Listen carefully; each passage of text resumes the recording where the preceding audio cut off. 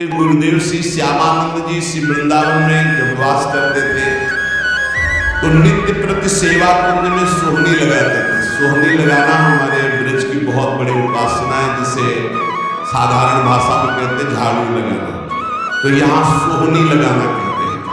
तो रोज सेवा कुंज में सोहनी लगाते थे।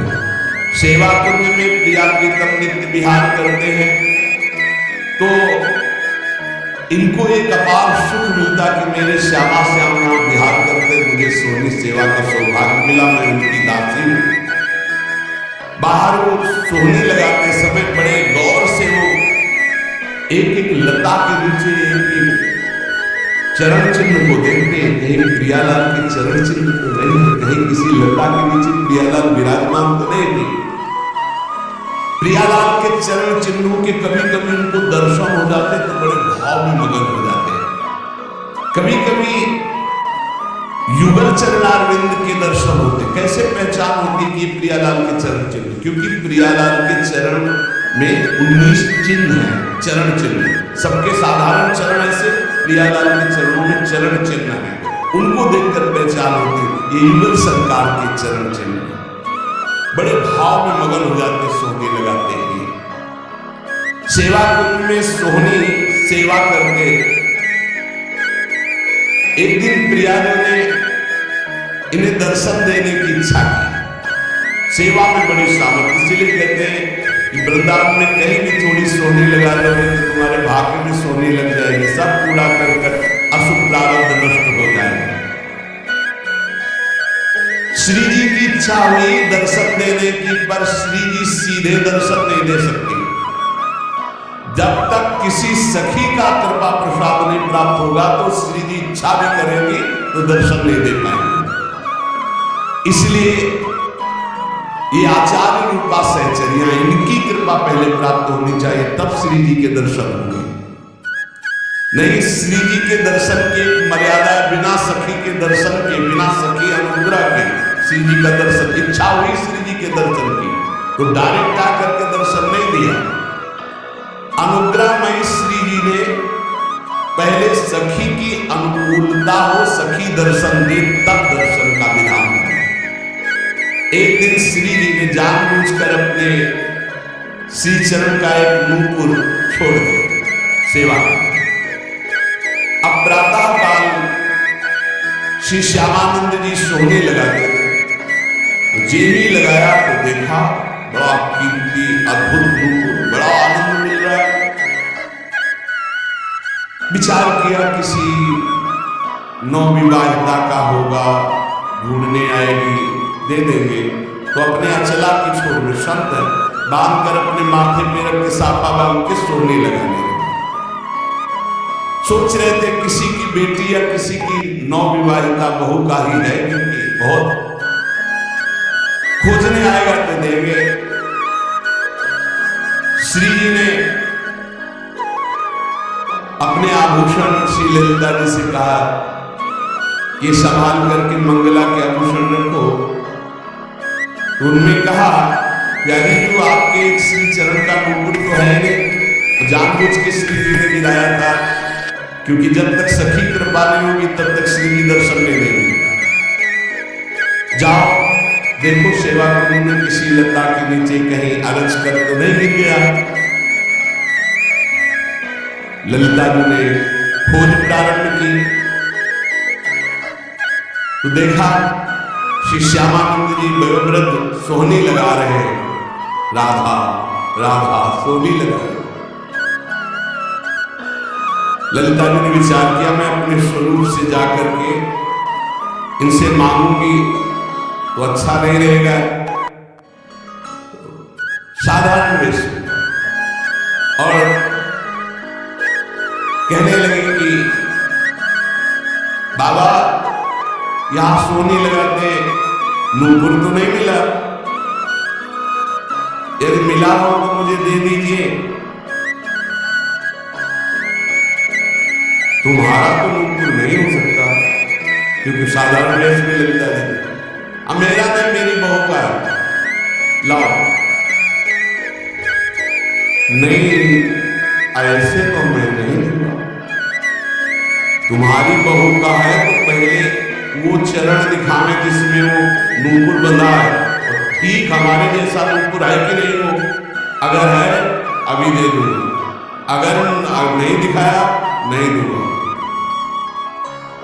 अंदर आनंद हो रहा है कि इस नूपुर में कुछ तो है, क्योंकि इसकी खोज हुई है, और ये जो हमसे बात कर रहे हैं बड़ा अपार आनंद मिल रहा है, पर ये अपने वेश को छुपाए हुए ये दिव्य है, कोई साधारण नहीं। अरे ना बाबा तुम मुझे दे दो, नहीं नहीं मैं आपको दे दूं, और थोड़ी देर बाद जिस बहू का गिरा है या जिस बेटी का गिरा है वो आके बोले कि मेरा नूपुर तो हम तुम्हें कहां खोजेंगे, नहीं हम तभी देंगे जब दूसरे चरण का नूपुर पहना के, तब हम वो नूपुर वहां तो ये नूपुर ले उनके चरण में बांध। बहुत हटकिया लगता तुम्हें नहीं दिया। तब जाकर श्री जी से बात की तो श्री जी ने कहा सके तो हमें को चलना होगा, क्योंकि बहुत जिद किए है और श्री जी दर्शन देना चाहती, इसलिए ये लीला की। और सखी देखिए रोज मेरी कुंज की सेवा सोनी सेवा करना, चलो इसको निहाल करते हैं, देखो कैसी हमारी करुणा में स्वामी, देखो नूपुर भी मिल जाएगा और रोज सोनी सेवा करता है तो उसका फल भी इसको मिल जाएगा, मेरे दर्शन हो जाएंगे। श्री जी उतावली है दर्शन देने के लिए, इसलिए हमारी स्वामी जैसा स्वभाव उसका सहज स्वभाव करो, नवल किशोरी जी को मृदुता दयालुता कृपालुता की राशि है, स्वयं दर्शन का विधान बनाते अपने मुंह पर छोड़ दिए। श्री जी ललिता जी के साथ आए, ललिता जी ने कहा देखो इनके चरणों की तरफ देखो, वो नूपुर है ना, ऐसा है ना नूपुर, उतारे हाँ, साष्टांग चरणों में लौट गए, श्री जी की करुणा ने इशारा किया मैं मांगू, श्री जी के चरणों में नूपुर बांधा और श्री जी ने वरद हस्त श्यामानंद महाप्रभु के मस्तक पर, क्या सौभाग्य, ये कथाएं नहीं, ये एक सत्य घटना है, ये घर है श्री जी का घर, ऐसा न समझे किसी युग की कोई हम कथा कह रहे हैं, ये घर है श्री जी का प्यारे, यहाँ आज भी श्री जी कैसे प्रेम है, बस वाणी की सामर्थ्य ने कहा कहो एक जीव सकेली बात की बात बात। श्री जी दुलार कर रहे श्यामानंद, मेरी कुंज की सोनी लगाने वाली मेरी सखी दुलार, अपने कर कमल से श्री जी के अति दुर्लभ ब्रह्मेश्वराद सुदरूह पदारविंद, उनमें नूपुर पहना रहे श्री श्यामानंद। श्री जी बहुत लौट गए फिर चरणों, तो अपने श्री चरणों की जो नूपुर बांधा था वही झनकारते हुए ऐसे मस्तक में किया, तो नूपुर की दिव्य छाप श्यामानंद महाप्रभु के मस्तक पर पड़ी। प्रेम मगन डूबे हुए आए तो उनके गुरुदेव श्री हृदयानंद जी ने देखा, श्यामानंद जी के मस्तक में छाप देख करके कहा कि ये आज कौन सी मस्ती है, और ये संप्रदाय के विरुद्ध छाप कैसे लगा ली, नूपुर की ऊपर से तो वैसे चिन्ह बन गए, ये मनमुखी मस्तक पर छाप कैसी जो हमने दी वो तो नहीं लगाई।